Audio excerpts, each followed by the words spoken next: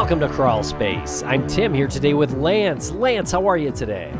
Oh, I'm doing great today, Tim. This is one of my favorite episodes of the year so far. We are continuing with this tradition, and we're going to maintain it. I feel strong about this. We're going to maintain this new tradition to get together with our friend and colleague, Mike Morford, to talk about, in this case, horror movies centered around holidays.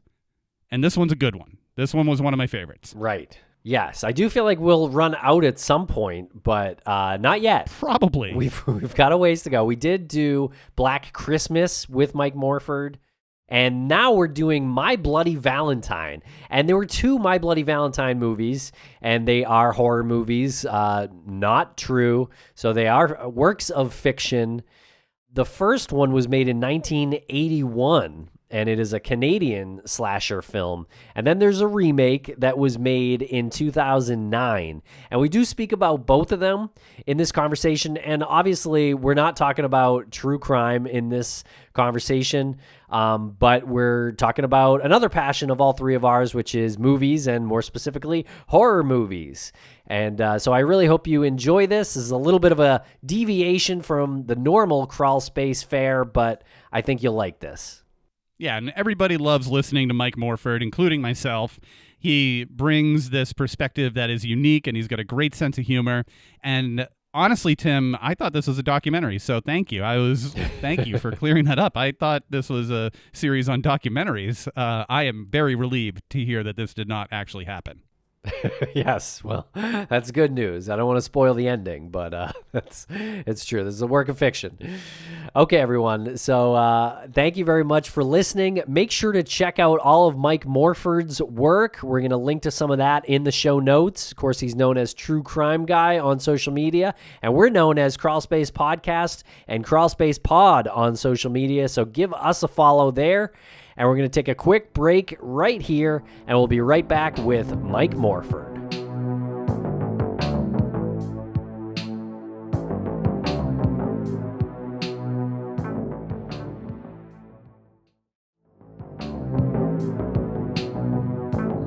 Welcome back to the podcast. It's the True Crime Guy, Mike Morford. How the heck are you today, pal?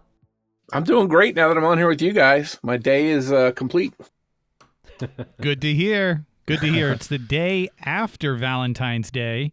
So this is February 15th, and we're continuing our newfound tradition of, I guess we could say we are reviewing, or we're at least giving our opinion and feedback, our own personal review of non-traditional holiday slasher films.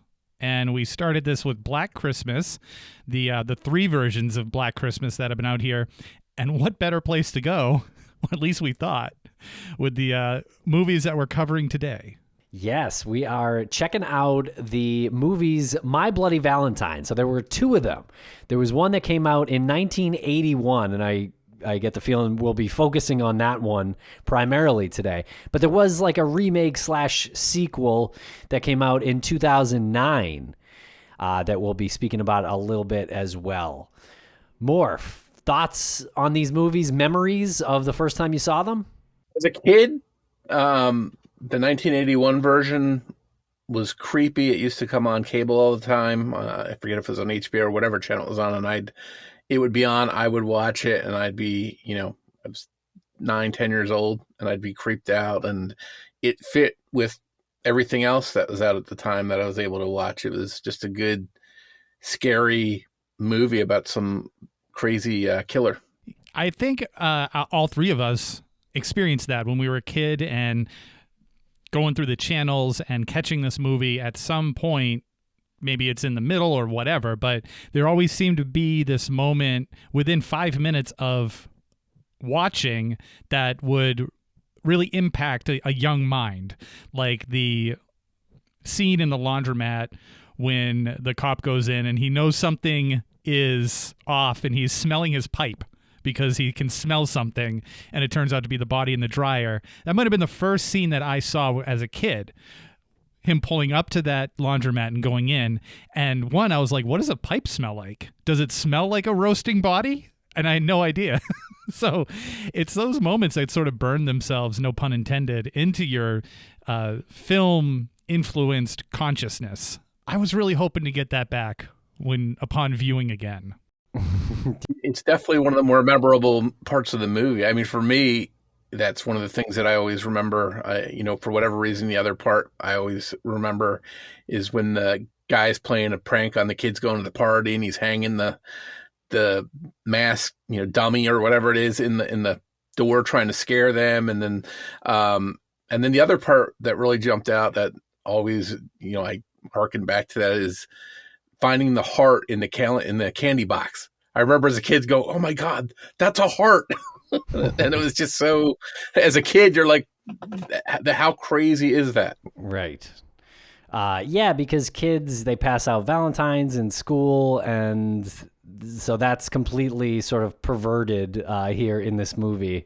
And so let's just back it up a little bit and talk about the premise. So the premise here I got from Rotten Tomatoes: friends defy the rules of a legendary murderer and discover he is real when they start celebrating Valentine's Day. This is also apparently Quentin Tarantino's favorite slasher flick. I read that as well, and I have a big problem with that, but we'll get to it. And apparently they had to cut 9 minutes of gore out of the original cut just so it could make an R rating, which is a little funny to think about because as you view it, it's not like it's not that gory, like it's not that disturbingly gory, No, I think that might have been a marketing ploy because the scenes of gore were real quick. You really wanted to see this gore, but they would flash on it real quick if they even showed it at all. You were open to seeing the reactions of some of these characters, but this could have just been something, I don't know, upon second viewing, I was thinking about this. Maybe those gore effects weren't that good, so they cut them, and then they were like, it was so gory, let's put out a press statement saying, we had to cut this because it was so bad. It was so, the director was throwing up. It was so bad. As opposed to the remake of the movie, which I'm sure we'll talk about too. Some of the gore in that is, CGI, of course, but was more dramatic in that one. Yeah, I don't know. I kind of feel like it's probably true. I don't know. 1981, I don't think they had the same mechanisms to create like a publicity for this pretty tiny movie, Canadian horror movie, another Canadian horror movie. I don't know. It just seems like it was pretty small to me. The premise, as you read it, Tim, is amazing because what the filmmakers wanted to do was to set a slasher film on a non-traditional holiday. The Halloween had been taken, and I guess a little bit of irony or coincidence is that they set their Valentine's Day, which when they were filming this, they used the fake title. I think it was called The Secret or Secret something. So no one knew that this was about Valentine's Day.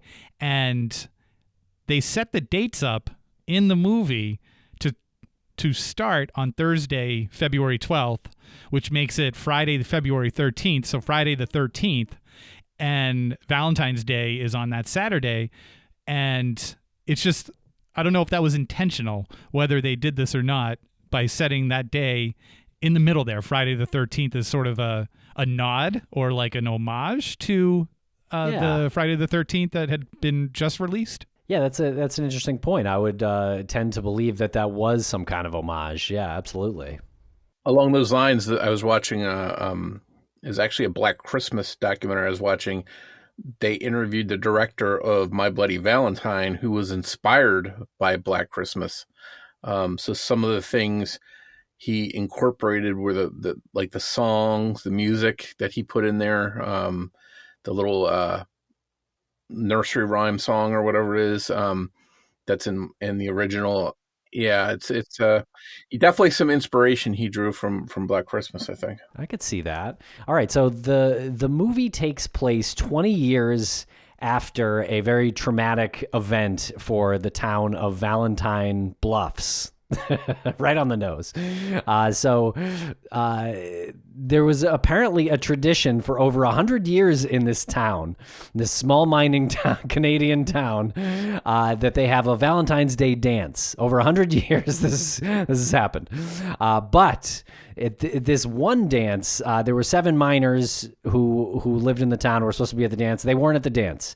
5 of them were down in the mines, and 2 supervisors were above, and they were there to apparently see that the 5 others got out. But they decided to skip that part, and they went to the dance.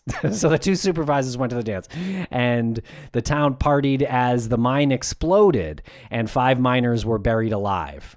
And so Harry Warden is the only survivor of this explosion, but apparently lost his mind due to being in the mines for 6 weeks and breathing in the methane. And he actually ate the other miners in order to stay alive. But I have to say, I did a little research on the effects of methane on a human, and I didn't see like cannibalism on the list, which is weird to me. It says it can result in mood changes, slurred speech, vision problems, memory loss, nausea, vomiting, facial flushing, and headache. But no cannibalism. He would have died if he didn't resort to the cannibalism since he was down there for so long. So I think he did that part out of necessity, maybe influenced a bit by the methane. I think they're both. I don't think they're. I think they're separate issues. I think him being in there going on 4 weeks, he might have been like, I need to eat something. Also, I'm getting a little dizzy from the methane. But the key here, my problem is I need to eat, and I'm surrounded by a bunch of meat. Right. So in the remake, they tackled this same idea of this story, but they say that the miners were found with pickaxe wounds. And so they weren't really killed by the explosion or from starvation. That, to me, is an improvement on this idea. Oh, I thought that was such a cop-out, and I want to get Morph's opinion on this. You have the remake saying he kills everybody in there to save oxygen. That is so not horrific to me. He kills everybody in a cannibalistic way to feed himself, to survive. That is a much more slasher film friendly, if you want to use the word friendly, but it's a more appropriate slasher film moment that you're going to cannibalize the people, as opposed to like, I need to save oxygen. That's just they were very watered down there. What do you feel about that, Morph? Too much critical thinking with I've got to save oxygen, so I've got to kill these other guys off, versus going mad from having to eat your coworkers to survive. I think that would help strengthen the case that this guy is going to come out of the mine in not the best frame of mind. Yeah. So he was crazy to begin with then, I guess, if he's resorting to this. I don't know. My thing was just the methane doesn't necessarily cause that. I don't know. Maybe like abandonment. I would have been fine with something like that. Like, just being trapped mentally mess with you. Anyway, so Harry spends about a year, or actually exactly a year, in a mental asylum. And then he returns to town 1 year later on, wait for it, Valentine's Day. And he kills the 2 supervisors who abandoned the mines that night a year ago. And he puts their bloody hearts into heart-shaped candy boxes. And he leaves a note warning the town never to hold another Valentine's Day dance again. So, pretty tough. So that is basically the setup to the movie. And the rest of it plays out 20 years later when the town, again, wait for it, they're planning a Valentine's Day dance. It's happening again. Yeah. And so murders start occurring again. I had to write down some of my favorite lines. Before we get to the lines, I just want to put the rules out there. This has reached and gone beyond the threshold of spoilers, right? Yeah, I think. Yeah, I think at this point, sure. Yeah. And we're not talking like a classic here where someone's like saving this movie up to watch and, we just blew it. So I think those 2 elements, the time frame, and this is not a real classic, we can do spoilers. And I want to say one thing too, and I'm sure you guys will agree with this. It gets to a point, and I'm sure we're going to talk about this, the 20-year anniversary, these murders start happening, and they're like, oh my God, Harry's back. Where is he? He's locked away in a mental institution, right? No, we don't know where he's at. So that's the premise too from Prom Night. 1981's Prom Night. Good I think it was call. 1981. It's the exact same thing. Oh, these murders are happening. It's got to be him. So I think there was a little bit of, I don't want to say ripping each other off, borrowing each other. I don't know which one came out first, Prom Night or this. I think they were both from the same year, but I think we've seen it. It can go back all the way to Halloween. You know, Absolutely. Michael Myers escapes from a mental institution, and when does he come back to strike? Halloween. So I think it's we can clearly see there's some things borrowed from other movies in some of these films. Yeah, good point. And what a cool time to be a filmmaker, especially in that genre where you're borrowing from your colleagues, and it seems to be almost like a badge of honor or a point of pride. You know, I think Sean Cunningham borrowed from Wes Craven, and that's, you know, the Nightmare on Elm Street and Friday the 13th circles there. So it's cool to hear that about Prom Night in this one as well. Now, as a kid, though, for me anyway, who's not supposed to be watching this movie without my parents, by the way, the thought of an escape killer from a mental institution might be stalking around, that never gets old. They could keep doing that in every movie I watch, and I was thrilled with it, and it just creeped me out. As an adult, I'm like, that is so played out, and they've used that in so many movies. But as a kid, that was cool to me. You know, that idea never got old. Yeah. And I did really appreciate the sort of search for Harry when they called the institution where he was supposed to have been. I really enjoyed the I guess the manager or whatever, I forget what her name was, but she says, look, in 20 years any number of things could have happened. If Harry Warden was committed, as you say, he's simply no longer here, and if I have no records on him, I have to assume that he's been transferred, released, or on the slab. One of three. Take your pick. And the sheriff's reaction to that was amazing. He's like, take my pick, or something like that. Yes, that's exactly what he said. And then but on her desk, she's like literally at her desk. She's not in front of a box of files. She's not in front of a filing cabinet. She has like 4 files in front of her. And she's just like, I don't know. She like tosses one down. And it's obviously before the internet, so we know she's not typing away on her keyboard looking for the answer. But then she does leave us with a little bit of a nugget for later on when she's like, the only other place I can think of is the microfiche. Which was an insane moment, because why would she have said that if that wasn't going to come into play later in the movie? Exactly. You knew it was coming back. Oh my God. But that was so funny. I also want to I wanted to point out, take your pick. So they do a lot of like, obviously symbolism here with the hearts, with the axes. There's a character named Axel, which is kind of hilarious and on the nose to me. But take your pick, and then it's repeated. So it's pickaxe, Axel, and then Valentine bluffs. So yeah, they're doing a lot of like on the nose sort of symbolism. God. You're right. Even on the sign to the town, it says the little town with a big heart. Yeah. Well, okay. Speaking of the town, I think as a kid also watching this, it was one of the first times that I saw a town being actually part of like the fabric of the storytelling, creating that atmosphere where it's this working class mining town, and you feel cold when you watch it. It's very overcast and gray, and the buildings aren't like set up in these really systematic grid-like rows. You know, it's like one kind of ramshackle type building, and then the hall that they're having the dance in is like any sort of VFW type hall that you saw as a kid in a small town. You can almost smell the town. And then the mine itself was the actual mine from this town in I think it was called Sydney Falls or Sydney Mines or something in Nova Scotia. And they had, did you guys read this part, what they did with the mines when they found out that the filmmaking, they find out that the film crew's coming in. And the film crew is coming in because they specifically liked the looks of these mines as they were, but they didn't tell anybody that. And the town was so excited that they went in, they cleaned everything up. And they were like, oh God, no, we have to restore this back to its dilapidated version. So they spent a ton of money like going in and making it look like the way it should have looked and the way it was that got them interested in the town in the first place. Yeah, you bring up a good point. It does feel like it could be any small town, where this happened, so you can identify with it, but also it's clearly Canada. these scenes in the outdoors. It might as well have a sign that says Canada. This is Canada in the background. It's so blatantly obvious it's Canada. Yes, and so the locations are pretty good, though, I have to say. Like, it is this very, like, it feels like it's set apart from every other town in the area. It feels very isolated. But the mines themselves, very creepy, really cool to look at, very dark, dingy and cold, as you mentioned.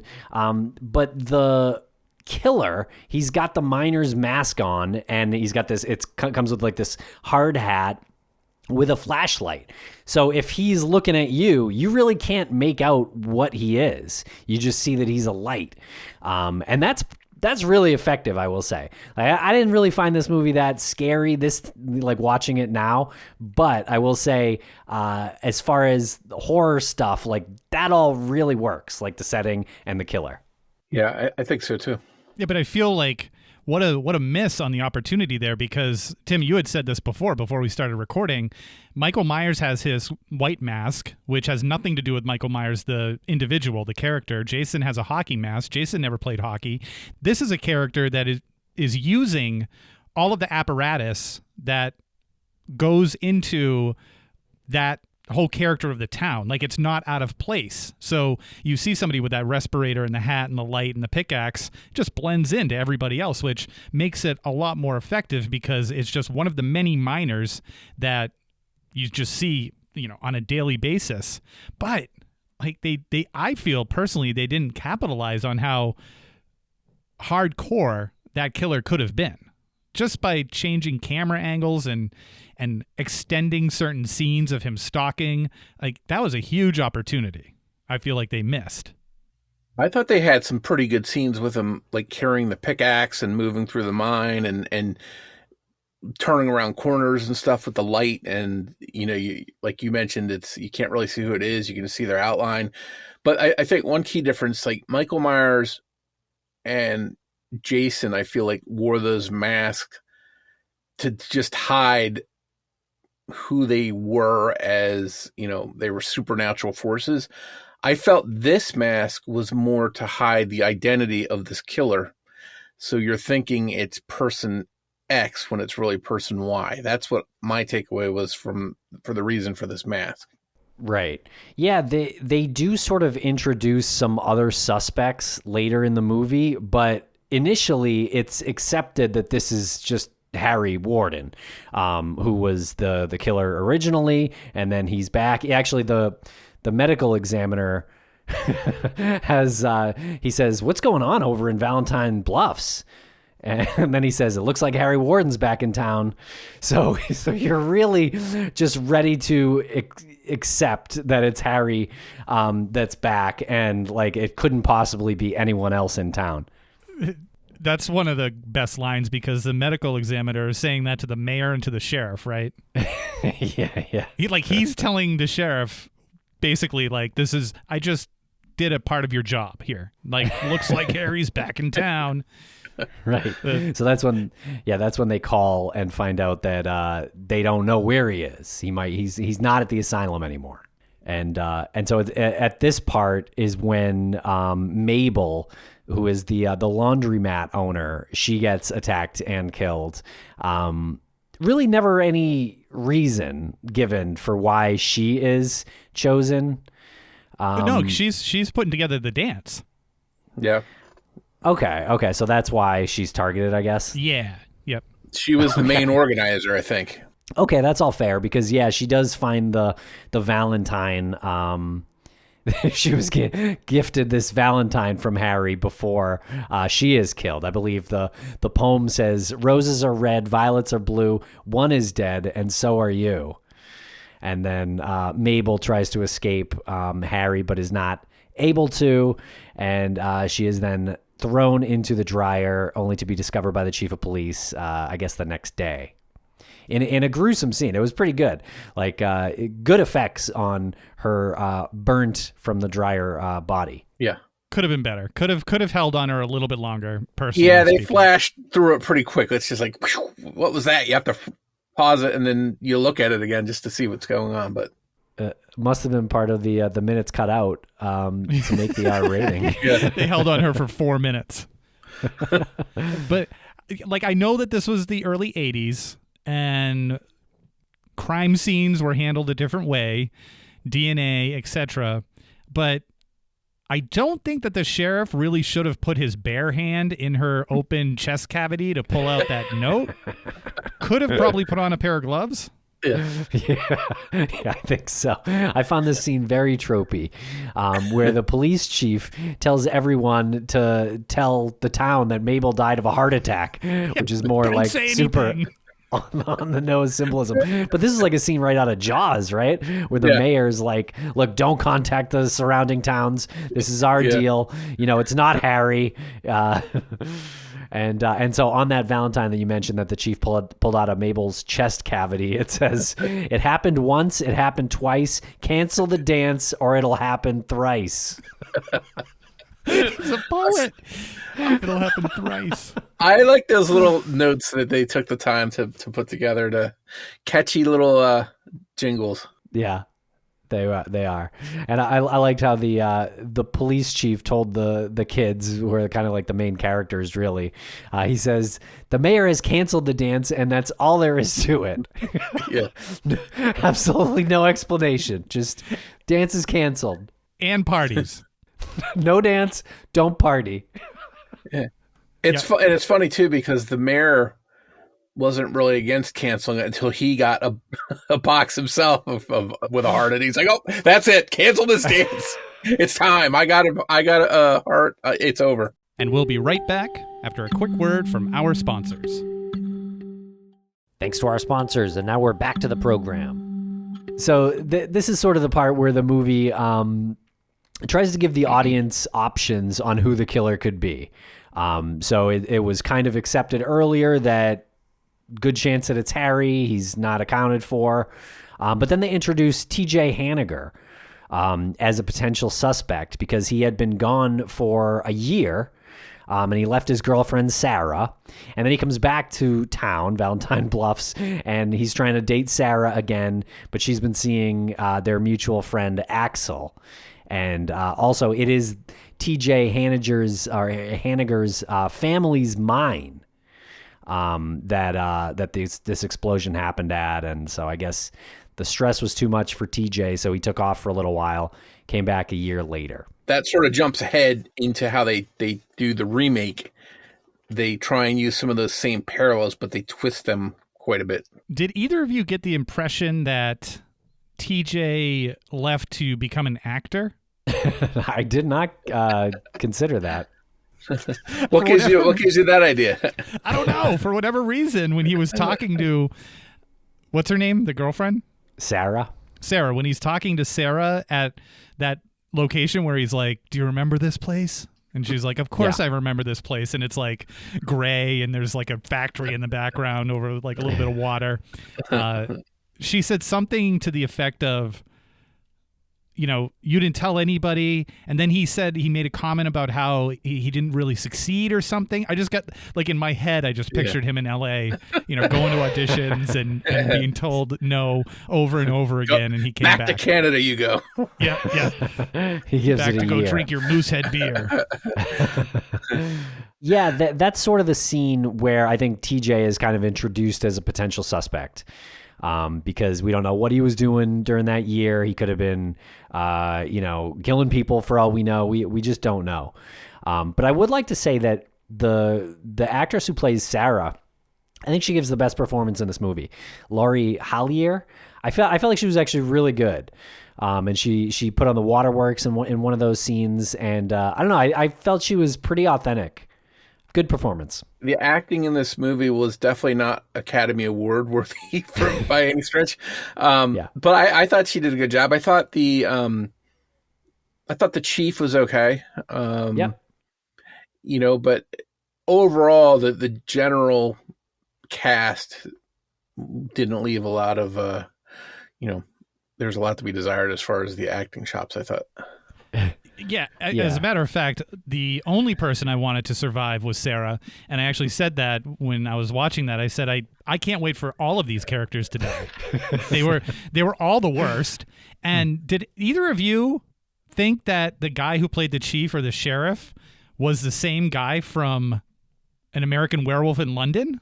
The doctor who he looks like him a little bit. It does look a little bit like him now that you're mentioning Yeah. it. I didn't think it at the time, but now that you're mentioning, he does look a little bit like him. I thought it was the chief from the retired chief from the remake, but it wasn't him either. So no connection to that. But one thing that did occur to me while watching the friends in this movie, the sort of the body count, I guess you could say, I feel like Matthew Lillard, his Stu Macher from Scream was almost like taken from the friends in this movie.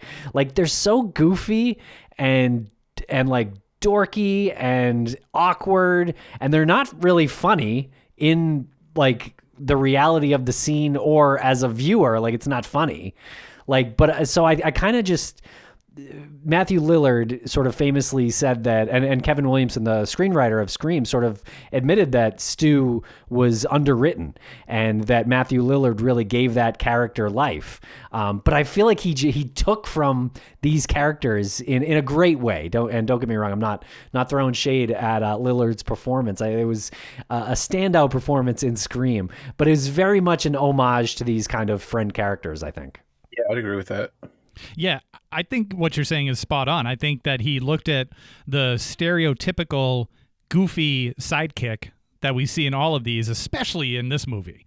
There's the goofy sidekick that always has the joke, no matter the situation, and is the prankster. But the way Matthew Lillard did it in Scream was he like honed it. He honed it so that when it was his time to die, you actually felt bad for him, even though he was insane. But he wasn't the most insane. So it is a really strong performance in a horror movie by him, generated from these other characters that probably obviously didn't realize what they were doing with that performance. Like the guy who plays the goofball in this performance would probably look at Matthew Lillard and say, I see. Okay, he took what I was doing and made it. I dropped the ball. Is probably what I was thinking. I could have really ran with my character. And why did I do that? Yeah. Yeah. Another role and performance that was fun was the bartender who kept warning these kid characters about Harry and how he's going to kill everybody and things like that. He even there's an actual line that he says, "Don't say I didn't warn you." And so he's sort of introduced as a suspect here. Because he seems like overly obsessed with the idea of Harry Warden. It's Harry, he's back. And so then he actually goes to the mine. So the friends, they all agree to still have this party. It's not a dance, but it's a party at the mines. Some place to have a party. But so this guy, the bartender, hears these plans and he's like, don't do it, But he goes to the mines in a scene you mentioned earlier, Morph, where he kind of sets up a miner's gear and a pickaxe to sort of fly out of like a shed door if the kids open the door, I take it. So he's trying to pull some kind of prank, and he's drinking straight from a bottle of, what was that, Cuddy Shark? Some whiskey he's drinking straight. Cuddy Sark. Cuddy Sark. Cuddy Sark. Okay. I saw it and I was like, oh God, I can taste it. Yeah. So, but short stint on the suspect list because he's killed by Harry right after he sets up that prank. And you know who he is? He's the equivalent of the guy from Friday the 13th. The crazy town guy on the bike. It's got a death curse on it. Remember that guy? The crazy, creepy guy that's trying to warn everybody? Yeah, absolutely. Yeah, he's a classic character. The bartender, I think was his name Lucky? I didn't catch his name. I think his name was Lucky or something like that. But ironic. He literally, if people haven't seen this movie, the scene stops, and he looks at the camera, and he starts telling the story, and it's after all of the other characters are like, he's going on with that story again. Like, no one's going up to him and being like, dude, stop. You tell the story all the time. But they all stop and listen to him. He tells it in perfect detail from, like, he's got arcs in his story. Like, he's a master storyteller. And one of the funniest parts to me was after all of this, they have this, like, medium close-up on him, and he's almost looking right down the barrel, and all he says is, what an asshole, because he's looking at one of the characters. It was such a waste of a moment to, like, put a period or an exclamation point on his story. He just goes, what an asshole. Yeah, that's a fantastic moment. So all the friends, the kids there, they go over to the mine. They have a party. They start boiling hot dogs. They start drinking a lot of beer. And then separately, the police chief apparently gets some kind of feeling about this, because he says literally, I got a feeling about the mine. And he leaves. He heads over there. But if I'm not mistaken, is he out of the movie for about 30 movie minutes? He's gone, right? So they set up the town of Valentine Bluffs to appear like it's like a few blocks, but the chief takes a half an hour in movie minutes, which could be any amount of time you want. It could be years. But an insane amount of time that it took him to get to the mines. Yeah, I took it that the mine itself was outside of town. So I again, maybe he's got to watch out there. It's Canada. He's got to watch out for deer as he's driving. So he doesn't want to hit them. I think you raise a good point that the mine itself is outside of the town, because in the beginning, when you have the extremely homoerotic shower scene with all of the male miners, which I'm fine with. Yes. Totally fine. I'm just saying that there was a lot of grab-assing in that opening scene where they're all showering, and then they're all like alcoholic maniacs when they leave. Like, they can't get to that bar fast enough when they're just piling into each other's cars and they're driving to the local watering hole. They left those showers. They were pulling their pants on, running out of the mine, like getting into their car as fast as possible. And then when they arrive at the bar, in the back of my head, I was like, oh, they look like perfectly dry, their hair is perfectly dry. So then I was like, I guess the mine is a little further outside of town than I thought. So I think you're on the right path there. I think so too. I mean, they didn't hear the explosion at the dance, right? In the 20 years ago. So if it was right next door to the bar, they would have heard the explosion, you would think. So it's definitely a little bit outside of town, but I still thought that was too far. A little too far. And also, why is there a shower at the mines? I mean, they got a lot of stuff on them. You saw how dirty they were. Yeah, I could see there being a shower there. Okay, there's all of a sudden just a gymnasium shower. Okay, maybe. Well, there was like a rec room with a pool table and a full kitchen. I think some of the guys might have even lived practically in those mines. Some of those guys were probably single. Some of them didn't have families and stuff. Probably like a bachelor pad. Missed opportunity. You mentioned the boiling of hot dogs. One of the victims was attacked, and I was getting excited. I saw this coming. We see the boiling water, and the head is slowly getting pushed into the boiling water, and then you realize the water's not boiling.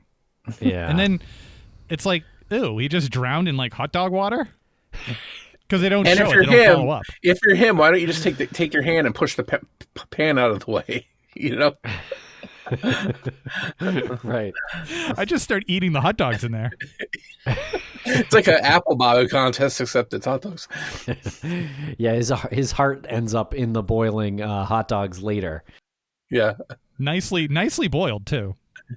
And his body's in the fridge, and the guys grabbing beer don't see him stashed away in the fridge.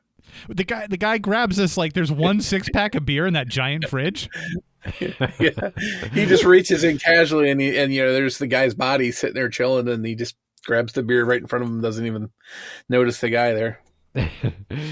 I wanted to mention the Valentine that the chief got really cracked me up, because he got Hilarious. one delivered at the station, and it was a very tense moment. You're like, oh my God, it's a heart in there, but it's not. It was just chocolate.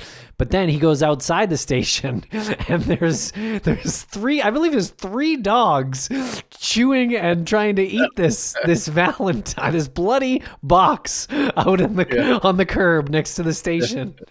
And he like chases the dogs away. He's like, get out of here. It's like, shoo, get the hell out of here. And you just hear them barking in the distance. I'm glad you found that as funny as I found that, because I know like we all have pets and we don't have like feral pets and feral dogs, but even a regular dog, like around something like that, it takes a little more than just like, get out of here for them to just run like that. And then the barking in the distance, like they were just providing their feedback of how upset they were at him. Are they really gonna eat a Valentine with a heart? And I don't know. That's where my confusion was. Also, why have the dogs? Yeah. Well, the dogs were all. There was another dog scene where the mayor finds his heart in his box while they're driving, and the sheriff does a quick U-turn and almost runs over a dog. Do you remember that part? Right. Yes. Yeah. The dog's like running so close. It's like, oh my God. He's like going to get run over. I'm like, on... where is PETA to make sure that this, this animal's not going to get run over by this car? I don't know. The thing came dangerously close. Yes. Yeah. I think that was my favorite part in the movie. The single funniest part, at least, was when the dogs were chewing on the Valentine. Yeah. When they didn't have to be there. Imagine that scene without the dogs. Mm-hmm. Right. I mean, it could be just as tense. Yeah. Yeah, the Valentine that time, the note in the Valentine was also fantastic. No clever rhyme this time. It simply read, "You didn't stop the party." And so that's when the chief decides to go to the mine, and it takes him a half an hour to get there. Did it really just say that? Yes. All the other ones rhyme except for that. That's so funny. He's like, I'm out of rhymes. Now I'm just going to say point blank. Just get right to the point there. And so finally, this sort of love triangle between TJ, Sarah, and Axel sort of comes to a head, and TJ and Axel get into a fist fight, and Sarah is just kind of frustrated with both of them at that point. And you mentioned the man who was killed in the hot dogs, in the hot dog water. So he was found at about the same time where another victim named Sylvia was found in really what was like one of the best set pieces, I guess, of the movie, where her and her boyfriend, they're making out and all that. But there are these miner suits that are hung from the ceiling, and he like pulls a string or something, and one just like falls down and stops right there, like, about 6 feet high. So you can grab your miner's suit. I take it before you go into the mines. But a very cool set piece to use in that movie right then. Yeah, and I think that was my favorite kill scene, where she's alone because she sends him back to go get a couple of beers. Same guy that Morph referenced when he opened up the fridge and didn't see Dave, I think, the hot dog guy. So didn't see him there. But she's walking around this area in the compound that, like you said, it has all of these uniforms that are elevated, and if you pull one, it falls. And they're coming down at her in these like curtain style, where no matter where she runs, another like 4 of them drop down in front of her. I thought that was super effective. I thought that was a really great use. It was. And then what was great was when the killer is mingled in his suit in with those, and you think it's another suit dropping down, and here it's the killer. Yeah. Right. Really, really well done. But I think they also dropped the ball on her death scene as well. You only saw how she died through the reaction of her boyfriend, and I think we're left to believe that one of the water spouts, which I think are there to like clean the suits, I think he impaled her through that, like through her mouth, because it was at sort of his head level when he was looking at her, and you kind of got like a side of her face with like a bunch of blood infused water kind of coming out. So I think like it was through her mouth. I'm not sure. I wish I would have seen that. Yeah. And that was another part maybe that was cut out. Maybe it was too graphic and they just showed a glimpse of it. So there is a reviewer on Rotten Tomatoes named Mark B, known as a super reviewer, who does say that there is an uncut version of this movie that's on Blu-ray. And he says the streaming version stinks compared to the uncut version. Okay, I believe that. Yeah, I do believe that. I wish I had seen that one. To dust off the Blu-ray player. Yeah. So at this point, the friends, they go to the mine. They go into the mines instead of just hanging out in the party room. There's really no concrete reason why they are moving the party from the party room with the lights to the mine, except some of them who hadn't ridden on the carts wanted to see what that was like, I guess. That was sort of the loose reason given. This is one of my favorite moments as far as like a moment to laugh at. So they're leaving, they're grabbing all the supplies, blankets, beers, they're heading out there, and then TJ pops out and he's like, "Hey, you know the rules." And I thought 100%, I thought he was going to say, "We're not supposed to go down there after hours. We can't let people who haven't been properly trained, we can't just do this drinking beer." He says, "You know the rules. Girls aren't allowed in the mines." Yeah, no women in the mine. Yeah. No women in the... That's the only rule, too. Because he says rule, singular. Right. You know the rule. Yeah. The fact that Sarah is sitting there throughout the entire course of the movie, in between these two men. I'm sorry, I think they're probably in their early 20s, but they're played by like 35-year-olds. She's there in between these two guys who keep telling her and each other what she wants. Yeah. Right. Finally, she snaps, but, just an observation there. So continue. Okay. So the friends then, they go down to the mine and they end up getting trapped down there, and there's a killer in there down in the mine, and there's a nail gun that's used. Hollis gets shot in the head with a nail gun. Which is pretty good part. I didn't realize that was a nail gun at first, and until you can kind of see the nail hanging out of his head, maybe like right when he dies. But the friends start getting knocked off one by one. Not the main characters, not Sarah, TJ, but Axel falls. He falls from a ladder, I guess. He falls into some water and is presumed dead. You can't see him. You don't know exactly what happened to him. I think it was more than a ladder. I think it was like a support, or like a fence would be up against something to keep you from falling over. But the wood is conveniently broken, so you could see where it looks. And when they look, just to, not to give too much away, but when they look in the water, you see his miner's hat sinking down to the bottom. You see the light going down. So you're like, oh, okay, so there's one less person there to worry about. But again, another hilarious part is when Sarah and TJ are right there, and they have just walked in moments after they heard the commotion. It's moments. It's not a minute. It's seconds after, and they see the light. The light is close enough to the surface to be visible, and Sarah says, "We have to help him." And TJ says, "That's like 60 feet of water. We can't help him now." It's like, what are you talking about? Like, if you jumped in right now, you'd probably land on top of it. And this is a guy that he hates because he stole his girlfriend anyway. So is he really gonna jump in and risk his life to try and save him? But you make a good point, because the water is 60 feet deep, but just because like a swimming pool might be 10 feet deep doesn't mean like you sink to the bottom. Like most people float. So I don't know. He got all that gear on. He had different gear on and the helmet and stuff like that. Who knows how much that stuff weighs, but okay, that's fair. And they may have also been planning in your head that maybe he was attacked by the killer and he's injured going down and not able to swim or something. Yeah, and also like maybe TJ is like kind of writing him off, even if he, for whatever reason, whatever put him in that water, TJ's like, all right, well, good riddance. Yeah, now I can get back with her, and everything will be good again. Right, even though she told me numerous times that she has no more interest in me. And we'll be right back after a quick word from our sponsors.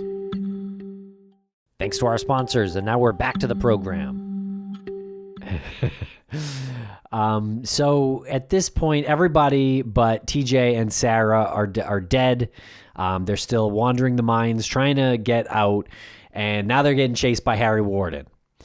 And this is the big climax here, where you get to find out who is wearing the miner's suit, and it wasn't Harry all along. Turns out Harry actually was dead. They found out right around this time he had died 5 years ago. So now it's like, oh my God, who is this miner? Turns out it is Axel, and he's pretending to be Harry Warden. And in an extremely brief flashback moment, we learn that Axel was the son of one of the supervisors from the original mine explosion 20 years earlier. And as a kid, Axel witnessed Harry kill his father. And so that's his motivation. Went off the deep end apparently, and I think in the scene he's sucking his thumb under the bed and he's got blood on his face. So obviously it affected him negatively. Right. It's just very impressive to me that it started when he was about 6 years old, and he was able to keep his insanity in check the entire time. He was able to hold a job. He looked like he had his shit together. He managed to get together. Girlfriend. Yep. I mean, lovely woman. And then he goes so bonkers at the end. Yeah. After you see his face. Yes. He's laughing maniacally as he goes deeper into the mines. And that's really the end. It ends abruptly. He doesn't get killed. He just wanders deeper and deeper into the mines. Almost setting it up like there could be a sequel. And maybe they were doing that on purpose to leave open the possibility of, hey, if we could think of something, let's do it. Absolutely. Fun fact, the director, George Mihalka, he had a sequel that he presented to, I think, Paramount, and they said that they were going to pass on the sequel because the original did not have the box office draw that they anticipated it to have. So the sequel at one point had a script, but was not greenlit by the studio. It would be interesting to see where that would have went. Yeah. Very much so. Did Axel lose his arm in that final scene? It looked like it was maimed or mauled pretty badly from the cave-in. Yeah, I think he lost his arm because when they're digging, they see a hand and it kind of moves, and then they're like, he's alive. And then the next thing we see is him at a distance, like through the opening in the cavern, and I thought I saw it was kind of mangled, grossly mangled or something. So maybe they're going to use him having a hook as the next part if they did it. They made I Know What You Did Last Summer only 20 years after this. So maybe they stuck this one on the shelf and they were like, I think it's long enough where we can just change a couple of things here. Let's dust this off and switch it up a little bit. 4th of July instead of Valentine's Day. Well, there's some similarities to that movie, right? I Know What You Did Last Summer, right? The killer kind of looks similar. He's wearing like a hooded fisherman's cloak. He's a fisherman. And he's he's a fisherman. Yeah, so that one really borrows from this idea that the killer only kills with what's around him professionally. He's a product of his environment. Yeah, like if we were the killers in a movie about true crime podcasters, we would use like our microphones to kill and things like that, right? I would just use my voice. I'd talk someone to death, which has probably happened. Make them no. The real torturous death would be making them edit like a 4-hour long audio to get all the ums and the ahs out of it. Yeah, with a low talker who will then lean into their mic really loud. Can I just point out that this Harry Warden character that they talk about a lot in this movie, kind of a tragic figure. Kind of like a sad, tragic figure, right?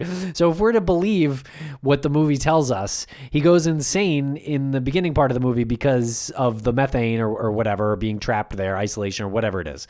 He ends up cannibalizing people, he spends some time in the mental institution, comes back, kills more people, and then he's sent back to the mental institution for 15 years before he dies unceremoniously and is not remembered by anyone apparently. And then he's blamed for all these murders that he had nothing to do with. Yeah. Well, like, what a tragic figure. And all because these supervisors had to go to the party that night and to the dance and leave them guys unattended at the mine. Yeah.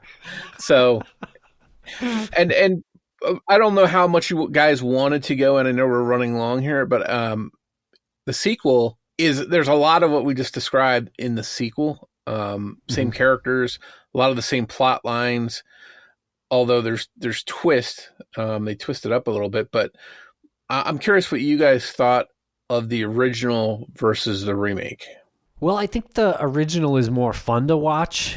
I think the 2009 version has it's glossier. There's sort of a lot more going on with the actors. They seem more professional, sort of like better looking, I think. So like a lot of it is a better presented movie, but it is not as fun to watch as the original. Yeah, I agree. I also think that the whole 3D element that this movie was released at one point, it was intended to be three-dimensional. That loses a lot if you're watching it without the 3D, effect. Like personally, it's just a bunch of weird. There's a scene where this guy gets pickaxed in the back of his head, and his eyeball pops out, and it's supposed to pop out in a 3D way, but it only looks completely ridiculous, and it like makes you laugh for minutes at a time. Yes. But I will say, I'm on board with what you said, Tim. The first one's a much better watch, even with its flaws, even with the I think the flaws and the mediocre acting and just all of those moments that you kind of scratch your head at kind of make it that more endearing movie. But there was one part in the remake that I thought was very clever, except for like they had to push it a little too far at the very end when you realize that the minor killer is actually not behind our main heroine character, and it's all in that guy's head, and he kind of dissolves away. Yes. So at the end of the remake / sequel, again, 2009, and spoiler if you haven't seen it and plan on watching, but so as Morph said, the same three characters are sort of prevalent here.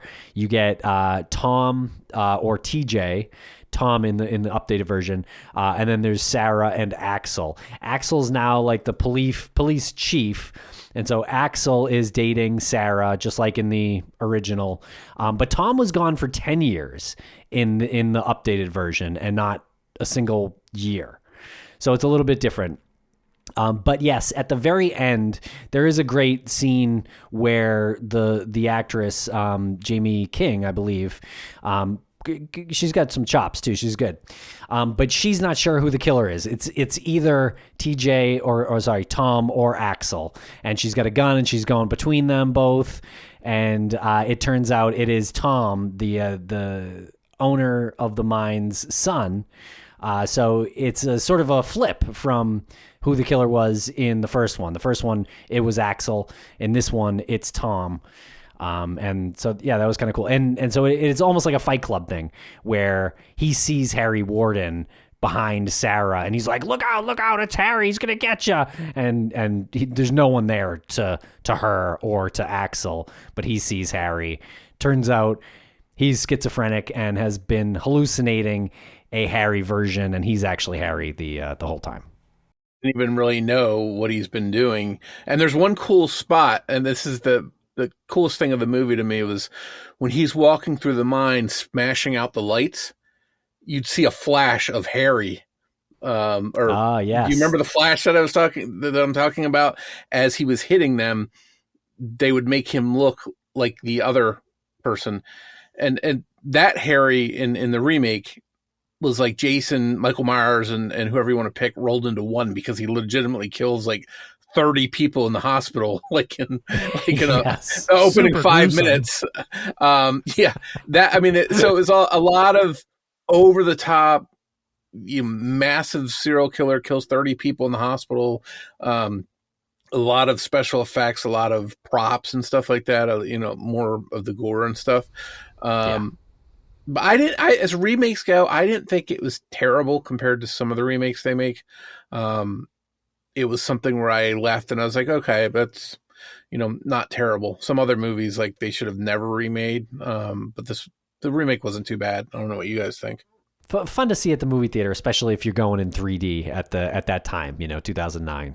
How would you guys compare this to some of the other classics like Black Christmas that we talked about last time? I mean, are we rating it on like a 1 to 10, or are we just saying like it Yeah, like 1 to 10. If Black Christmas whatever you rated Black Christmas, whatever you thought that was, how does this one compare to that? Okay, I like this because then moving forward, we can apply this to the other ones that we're going to do.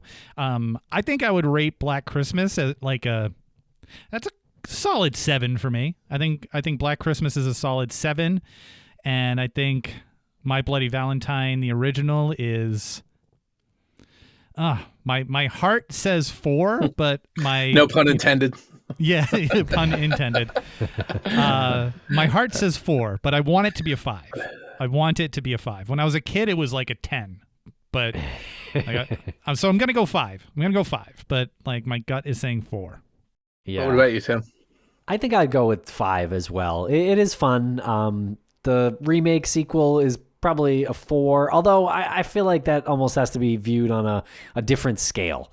Maybe that's like a remake or reboot scale, or just like a more modern horror movie scale, because it's hard to truly compare them.